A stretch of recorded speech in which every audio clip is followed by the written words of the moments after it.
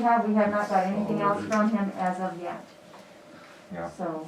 Yeah, we can't decide until he gets all the paperwork in. Exactly. So, yeah, And so when he gets all the paperwork in, and if he opts just to do a public hearing and pays the fee with all those surveys and everything that he needs, as it says on the variance, then we can proceed.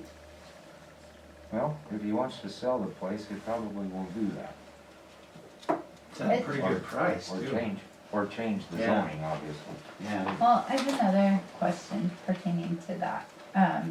Being that we're trying to generate, new income to our town, it says on both his application and on this other gentleman for the orchard that they will pay a fee, an application fee when they turn that in. And when I spoke to Jan, she said, no, we've never charged that. So if it says that on these formal documents, then how come we're not charging a fee?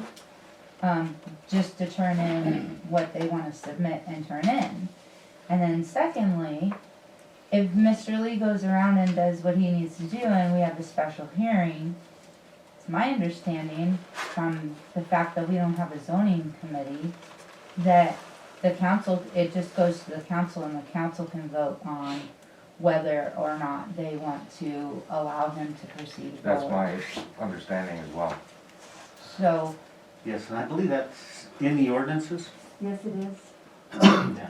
On Did you the guys- special Did review. you get a that's what I copy of thought. the ordinances that?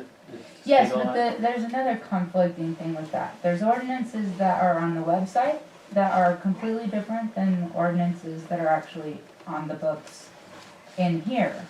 And that's a little confusing to the general public as to, well, which ones have been amended, which ones are old. That's why I have a. Then you have another issue. And the issue was the ones that Hope put out were interim ordinances that were good for 6 months up to 1 year. You're past the 1 year mark. On some of them. So we just fall Yeah. back to the original. Yeah, so which way? So we're back into the thing of, So, well, we'll Or- just or have to do, ordinances. talk to the lawyers, and that's, we'll have to Yeah. defer it to the lawyers, and that's what I was talking, that's what we were asking them about, okay. so. And the thing too is even if that property's sold as a commercial, there's buildings that have residents in them that are listed as commercial, so, I mean, depending on the buyer, whoever buys it, they can, I mean, the past, they'd have to come through here, but the past precedents have been set, so. Just a minute.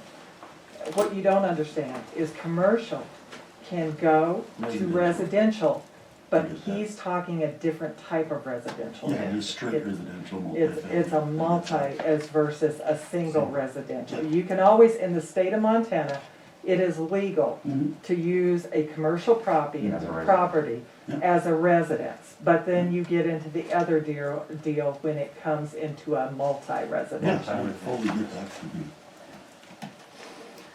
Okay, So basically, we're just waiting on Mr. Lee so we're waiting on him to decide to decide which way he's gonna proceed with it. Yeah. He may change his mind and not sell it at all. I don't know. Or he might leave it commercial. Yeah, Well, that, maybe he seen what was coming on the docket with what Montana legalized when he called it, what he Yeah. sell it for. yeah. Thank you. Okay, thank you. Thank you for your comment. Do we have any new